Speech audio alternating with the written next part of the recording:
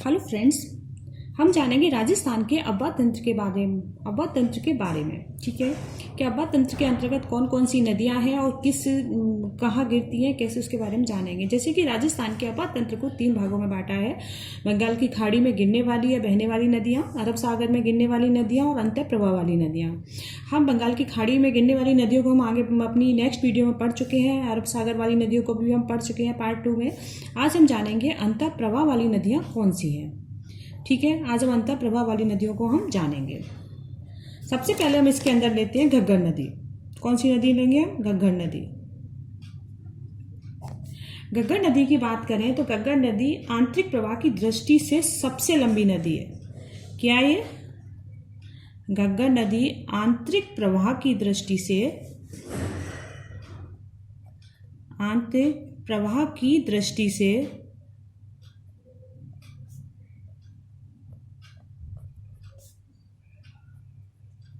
सबसे लंबी नदी है। ठीक है, अब इसकी लंबाई के बारे में बात करें कि इसकी लंबाई कितनी है, तो देखिए घग्गर नदी की जो लंबाई है तो इसकी कुल लंबाई है 465 किलोमीटर। कितनी है? 465 किलोमीटर है इसकी लंबाई। ठीक है, जो आंतरिक प्रवाह की दृष्टि से सबसे लंबी नदी है और इसकी लंबाई है 465 किलोमीटर लंबी है ये। और ये कहाँ पर स्थित है? तो घग्गर नदी कहाँ पर है? घग्गर नदी के बारे में देख, सबसे पहले हम जानते हैं कि इस नदी पर है ना कालीबंगा सभ्यता स्थित है। कालीबंगा सभ्यता कौन सी नदी पर है?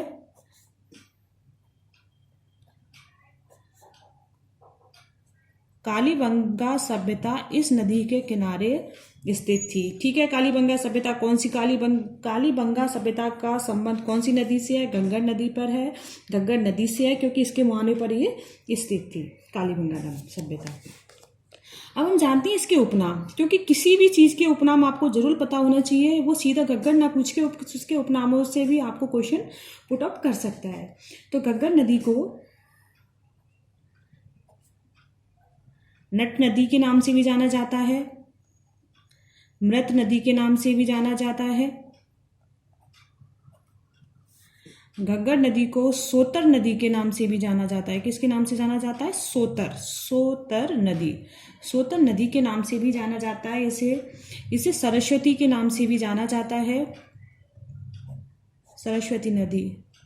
और ये एकमात्र नदी है जिसका उल्लेख ऋग्वेद में भी किया गया है। ठीक है, राजस्थान की एकमात्र नदी जिसका उल्लेख किसमें किया गया है? ऋग्वेद नदी में किया गया है।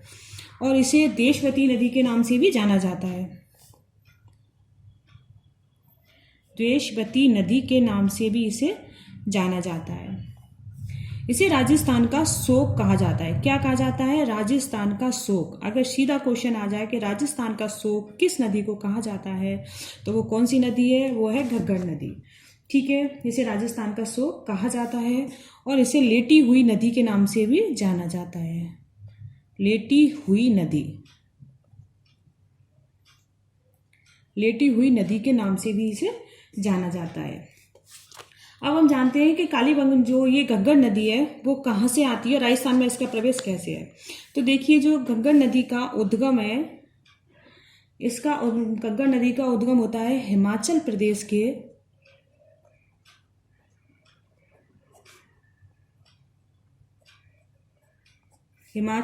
की शिवालिक पहाड़ियां हैं।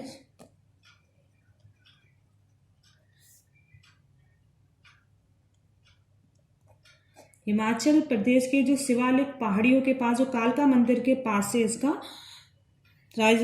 इसका उद्गम होता है। कहाँ से उद्गम हो रहा है इसका? हिमाचल प्रदेश के शिवालिक पहाड़ियों के पास कालिका माता का मंदिर है। माता के मंदिर से शिवालिक की पहाड़ियों से इसका उद्गम हो रहा है। और ये हिमाचल से ये नदी पहले पंजाब में आती है। ठीक है, पंजाब से ये नदी हरियाणा में आती है। हिमाचल प्रदेश की शिवालिक पहाड़ियों से इसका उद्गम हो गया। कालका माता के मंदिर के पास है ये, वहां से इसका उद्गम होता है। वहां से जो हिमाचल से ये पंजाब में आई, पंजाब से ये हरियाणा में आती है और हरियाणा से ये राजस्थान के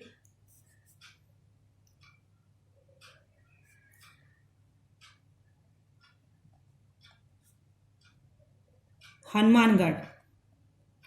हनुमानगढ़ में जो कि बटनेर, हनुमानगढ़ के बटनेर तहसील में ये प्रवेश करती है। ठीक है, कहाँ से प्रवेश, राजस्थान में कहाँ प्रवेश होता है? राजस्थान में अगर ये आ जाए कि ना घग्गर नदी का प्रवेश कहाँ से होता है, कहाँ होता है, तो राजस्थान में इसका प्रवेश टिब्बी नामक स्थान है बटनेर में। हनुमानगढ़ के बटनेर में टिब्बी नामक स्थान, कौन सा स्थान है? टिब्बी नामक स्थान है, एक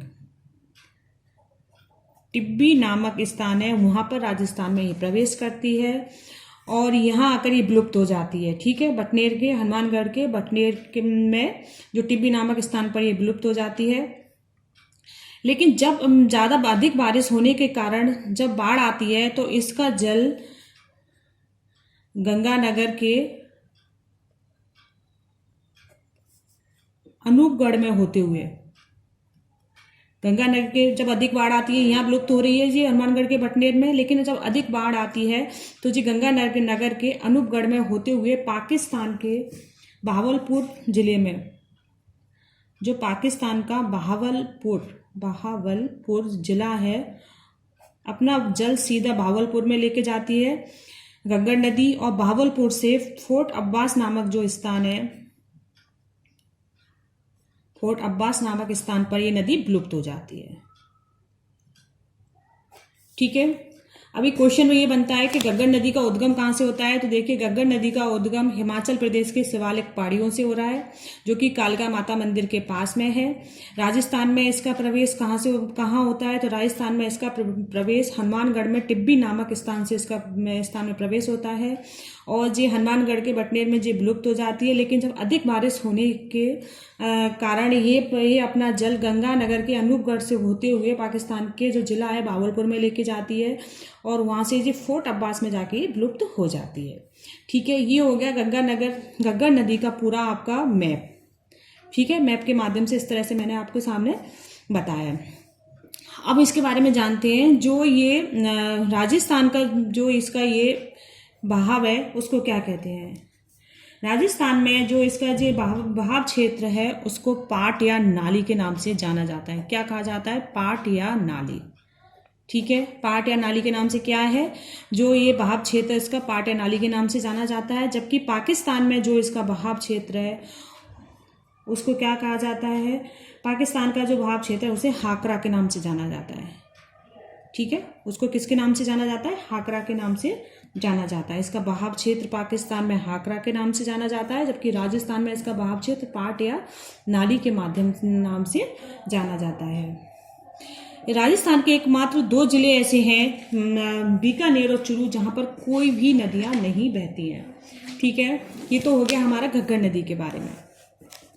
अब हम जानते हैं आंतरिक प्रवाह की दूसरी नदी, जिसका नाम है भुज झील।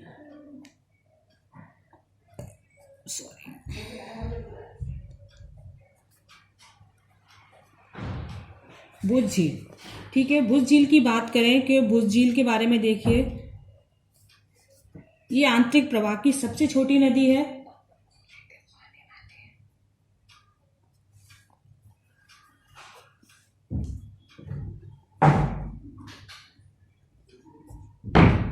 आंतरिक प्रवाह की सबसे छोटी नदी।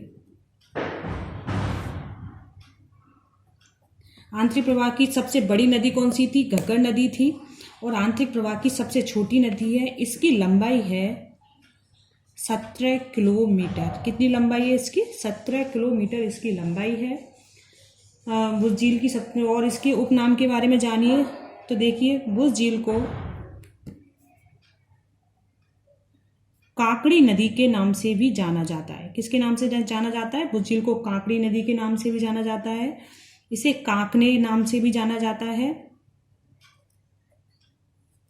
और स्थानीय भाषा में इसे, अगर बात करें स्थानीय भाषा की, तो स्थानीय भाषा में इसे मसूरदी के नाम से भी जाना जाता है। किसके नाम से जाना जाता है? मसूरदी। मसूरदी के नाम से भी, मसूरदी नदी के नाम से इसे जाना जाता है। तो इसके उपनाम जरूर याद रखना कि काकड़ी, काकने या मसूरदी के नाम से किसे जाना जा रहा है? तो भुज झील को जाना जा रहा है। भुज झील कहाँ पर स्थित है, कहाँ से उद्गम होता है, कहाँ विलुप्त होती है, उसके बारे में अब देखते हैं हम। आंतरिक प्रवाह की सबसे छोटी नदी है जिसकी लंबाई कितनी है, 17 किलोमीटर है और ये जैसलमेर में बहती है। अब देखिए ये जैसलमेर है हमारा, ठीक है। इसके उद्गम की बात करें तो बुझ झील का उद्गम जैसलमेर जेल के कोठारी गांव से इसका, यहाँ से जिसका कोठारी गांव से इसका उद्गम होता है और मीठी खाड़ी में जाके ये विलुप्त हो जाती है। मीठी खाड़ी में जाके विलुप्त हो जाती है, ठीक है। इसका उद्गम कहाँ हो रहा है, इसका उद्गम कोठारी गांव से इसका उद्गम हो रहा है और मीठी खाड़ी में जाके विलुप्त हो जाती है। जी हो गया हमारा बुझ झील के बारे में, और ये कहाँ पर है, जैसलमेर में, ठीक है। अब हम जानेंगे इसकी तीसरी नदी है साबी नदी। तीसरी नदी कौन सी है, साबी नदी।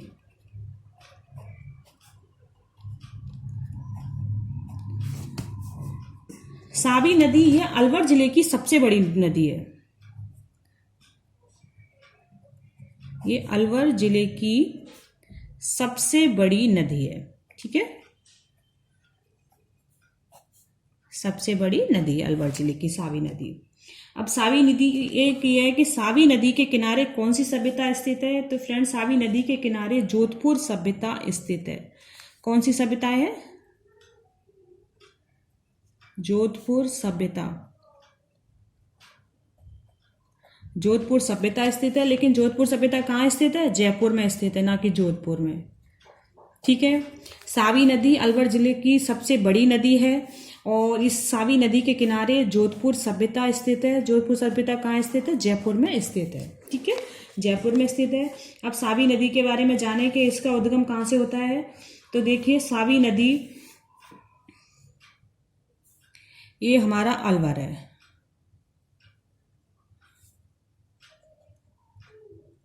ठीक है। अब अलवर से ये लग रहा है हमारा जयपुर, इधर हमारा दौसा हो गया। हमें अभी अलवर और जयपुर से, जयपुर के बारे में बात कर रहे हैं, तो जी हमारा अलवर हो गया, ये हमारा जयपुर, ठीक है। अब साबी नदी का जो उद्गम है वो जयपुर की सेवर की पहाड़ियाँ हैं।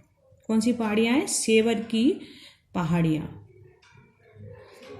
सेवर की पहाड़ियों से इसका उद्गम होता है और साबी नदी जो जयपुर की सेवर की पहाड़ियों से उद्गम होता है, ये जयपुर और अलवर में बहते हुए हरियाणा के गुड़गांव में जाकर ये विलुप्त हो जाती है, ठीक है। कहाँ विलुप्त हो रही है, हरियाणा के गुड़गांव में जाकर ये विलुप्त हो जाती है, ठीक है। उद्गम कहाँ से हो रहा है, इसका उद्गम हो रहा है जयपुर की सेवर की पहाड़ियों से उद्गम हो रहा है और ये अलवर से निकलती हुई हरियाणा के गुड़गांव में जाकर विलुप्त हो जाती है, ठीक है। अलवर की सबसे बड़ी नदी है ये और इसकी कौन सी सभ्यता है, जयपुर में इसके किनारे जोधपुर सभ्यता इसके किनारे स्थित है। दूसरी नदी है हमारी रूपनगढ़ नदी।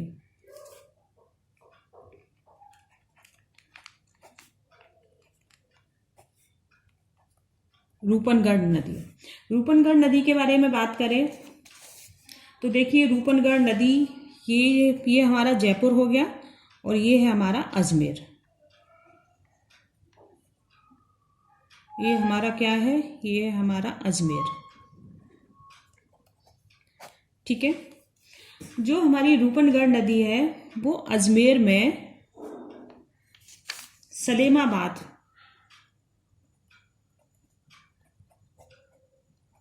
सलेमाबाद किशनगढ़ से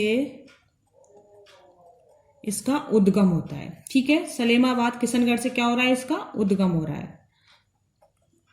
सलेमाबाद किशनगढ़ से उद्गम हो रहा है और ये अपना जल अजमेर से होते हुए या सावर झील में सावर झील में जाके ये विलुप्त हो जाती है। कौन सी झील में हो जाती है, सावर झील में। सावर झील में जाके विलुप्त हो जाती है, ठीक है। रूपनगढ़ नदी कहाँ से उद्गम हो रहा है इसका, अजमेर के सलेमाबाद किशनगढ़ से उद्गम हो रहा है और ये अजमेर से होते हुए सावर झील में जाके अपना जन्म जाके विलुप्त हो जाती है। सलेमाबाद के बारे में एक और मुख्य तथ्य है कि निम्बार्क संप्रदाय की प्रमुख पीठ कहाँ है, वो भी सलेमाबाद में। किसकी, निम्बार्क संप्रदाय की। निम्बार्क संप्रदाय की प्रमुख पीठ कहाँ स्थित है, सलेमाबाद में स्थित है। ये हो गया हमारा सावी नदी रूपनगढ़ नदी के बारे में हो गया। अब हम जानते हैं कातली नदी के बारे में।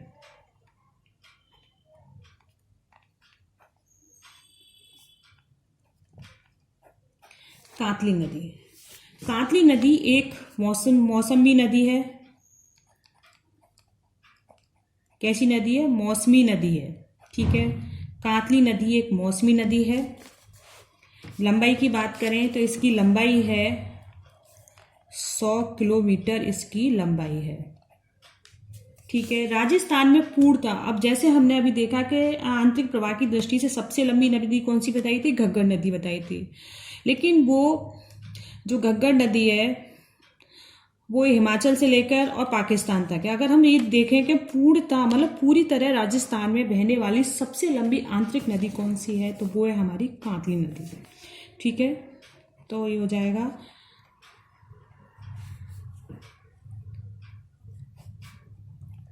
राजस्थान में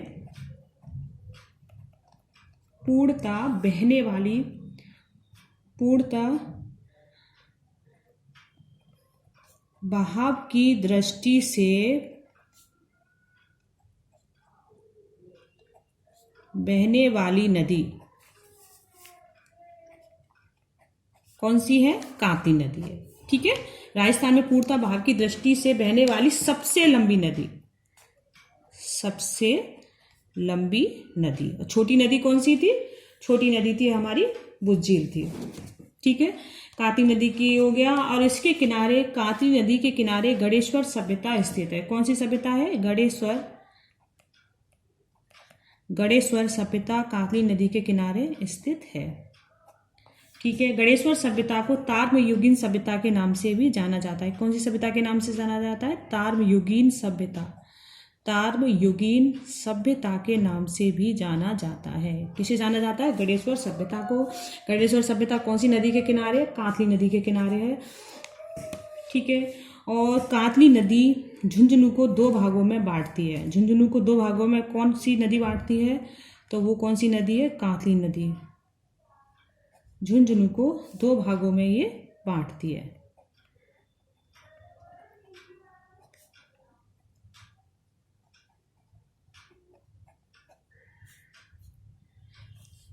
दो भागों में बांटती है। अब हम इसे जानेंगे मैप के माध्यम से। तो देखिए, ये है हमारा सीकर। ये क्या है हमारा? ये सीकर है। सीकर से ऊपर ये है हमारा झुंझुनू, और झुंझुनू से ऊपर ये क्या है? हमारा चुरू है। ठीक है, ये हमारा सीकर है। सीकर से ऊपर झुंझुनू है, झुंझुनू से ऊपर चुरू है। अब इस नदी की बात करें कि कातली नदी का उद्गम कहाँ से होता है, तो देखिए, कातली नदी का उद्गम होता है सीकर के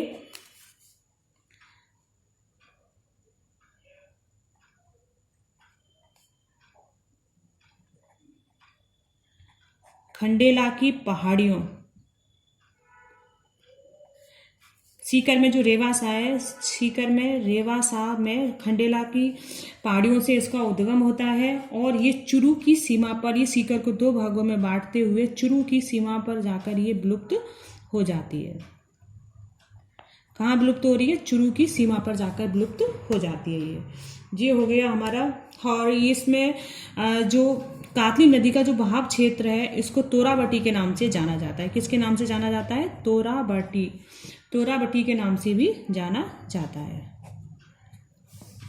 ठीक है, ये हो गया हमारा कातली नदी के बारे में। अब हम जानते हैं मंथा नदी के बारे में।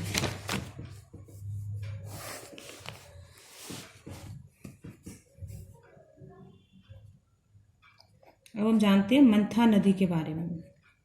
मंथा नदी की ये जयपुर में बहती है। कहाँ बहती है? जी पूर्णतः जयपुर में बहती है। जयपुर के ये मनोहर थाना, जी मनोहरपुरा से इसका उद्गम होता है। जयपुर के मनोहरपुरा से इसका उद्गम होता है, और ये सावर में जाके, जो सावर झील है, वहां जाकर ये विलुप्त हो जाती है। ठीक है, जी मंथा नदी का क्या है कि जो मनोहरपुरा में इसका उद्गम होता है, सावर झील में जाकर ये विलुप्त हो जाती है। इसके बारे में यही है। और सावर, इस मंथा नदी के किनारे जो शाकांबरी माता का मंदिर है। शाकांबरी माता का मंदिर कौन सी नदी के किनारे है? मंथा नदी के किनारे स्थित है। मंथा नदी का उद्गम कहाँ से है? जयपुर के मनोहरपुरा से इसका उद्गम होता है और सावर झील में जाकर ये विलुप्त हो जाती है। ये हो गया मंथा नदी के बारे में। अब जानते हैं रूपा रेल नदी के बारे में। रूपा रेल नदी, रूपा रेल नदी को लसवाड़ नदी के नाम से भी जाना जाता है। इनके उपनाम जरूर याद रखना फ्रेंड्स, ये बहुत ज़्यादा मोस्ट होते हैं। लसवाड़ नदी के नाम से जाना जाता है इसे, और इसे स्थानीय भाषा में बारहा नदी के नाम से भी जाना जाता है। स्थानीय भाषा में किस नाम से जाना जाता है? इसे स्थानीय भाषा में इसे बरहा नदी के नाम से जाना जाता है। ठीक है।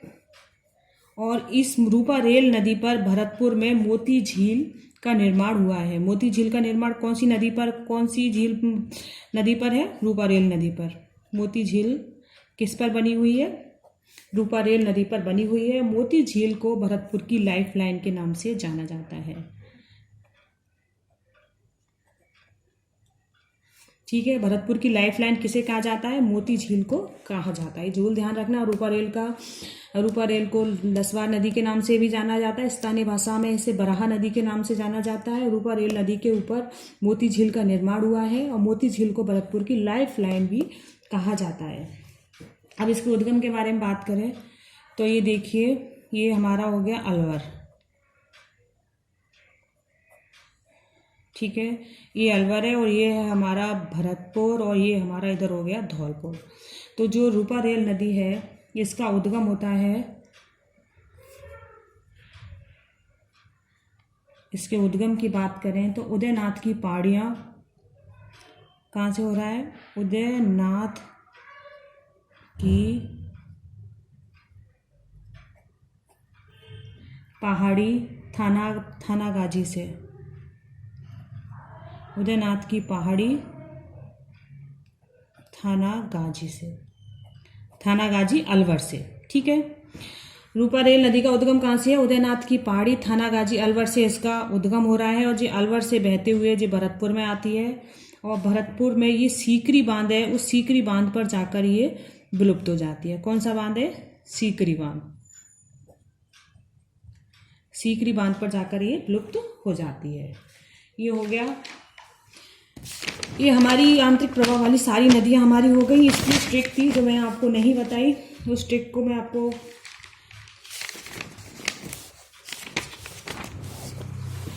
इसकी ट्रिक है फ्रेंड्स अंतर प्रवाह वाली नदियों की, जो मैंने इसमें आपको नहीं बताई है, उसके बारे में मैं यहाँ लिख देती हूँ।